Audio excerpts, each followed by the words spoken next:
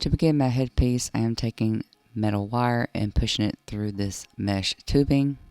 This is going to give me the opportunity to use this as a base and to build height on this headpiece. You see, I can bend it and I can make it thinner or wider. And I put this in a start at the top of the headband. Now these are plastic headbands that you can also get from the Dollar Tree. Everything in this project is from the Dollar Tree, including the stickers, the sequins, the butterflies, and all the tubing. You can get a pack of 3 for $1.25 for these headbands. They come in clear, black, and brown, and these are very good because they also have an opening, so if you're needing to wrap things around it and intertwine it instead of just glue it, you had the opportunity to do that. But these are the stickers that I also picked up. Now the crafting aisle at the Dollar Tree has gotten a little bit more elaborate, so do check that out. There's a lot of great finds. And there are also more tools than what they used to be, from brushes and paint sets to stickers, gems, and rhinestones. My base on this design is to use the bigger butterflies and then place things in between, filling up the gaps. All the butterflies have these foam stickers on the back, so that's what I'm using with glue to attach it onto the mesh tubing. And what I like about these foam stickers is that I have the ability to place them in areas and to pull them off and take a look. And once I have a design that I like, I take a photograph and then use that as my reference as to not forget where the placement of each item is going. I then take some smaller tubing without wire and place that in between the gaps of the bigger wire that's in the back. Now, if you do not have a head cast, you can absolutely use a mannequin head, a styrofoam head, but do be sure to protect it with something up underneath it once that glue falls in between, depending on what headband that you're using. Just be mindful not to glue it to what you're using to keep it upright so that you can work on it. But if you are interested on how to make your own head cast, I do have a 3-part tutorial series that will walk you through how to make the plaster cast, how to mix the plaster, how to set it, sand it, and seal it. And I'll have that link in the description below. And because this headpiece is bright and colorful, in order to hide that band, I go through, place a strip of glue all over from end to end, and then I begin to place the pink tubing to start to cover it up.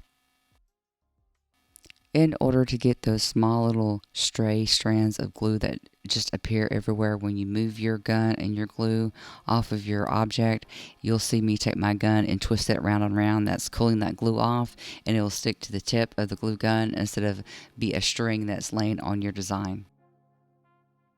I took some more mesh tubing and I went through and I created that to be even higher. I wanted a backing against the taller butterflies, so I used some gold tubing that was also found at the Dollar Tree. Again, I used floral wire to go through this mesh tubing as well because it has extreme height and I didn't want it to move, and I wanted it to be able to be seen, and making sure those stay tall and have sustenance, I made sure to use floral wire. And because I incorporated the gold and the pink together, I used the gold again to continue to cover up the headband. The other concept of this design was to make sure that the headband did not clash with the makeup that was being used for this look. This was a butterfly queen, and I wanted the center to come down and not lead the eye away from the face. So once you take a look at the final look, the leading eye into from the chest to the face up to the headpiece. So I made these butterflies haphazard and I randomly put them around in several different styles. So one would be facing left, one looked like it was flying to the right. But if you wanted a solid movement to make this more dramatic, you can take and use these butterflies and make them all facing the same direction. Now, going in with some fabric glue, I take these foam roses, which I also found at the Dollar Tree, and I begin to paint them with the glue. You can use any glue you like. Elmer's glue works the same, but fabric glue kind of dries a little bit quicker and it's a little bit thinner, and it is a lot easier to use with a brush. And I took some loose glitter, and I began to push that through the white petals at first, and then I took some dry Marron Gold paint with a light brush, and I began to dust the roses on the outside just to give them a little bit more pop. I wanted every portion of light to catch something in this headpiece. So I went back through and I did this again for the white because I thought it looked better and more cohesive with gold being on all three of the roses.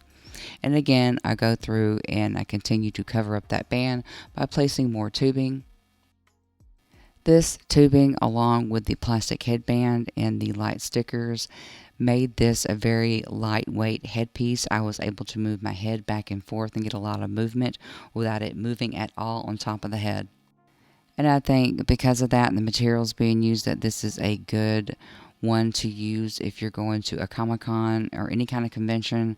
It travels well and it's lightweight. I then place my roses onto the front. And then I take my sequins and I glue them randomly on the tubing on the front portions and some around the back. This is that catching light feature. It just makes it glisten and sparkle a little bit more. This was a fun one to create without breaking the bank. Budget friendly, can look high end. Here is the completed headpiece. You can see when I turn it on this cake stand that there's very little movement. It holds up and we have good height. And here is the headpiece complete with makeup. And if you'd like to see how I did this makeup, please hang out and watch this next video. And subscribe for more budget-friendly tutorials. And if you'd like to see sneak peeks, behind-the-scenes footage, or vote on my next look, you can find me on Instagram, Twitter, and Facebook. Those links are below. Thank you so much for hanging out with me, and I'll see you guys next time. Bye now.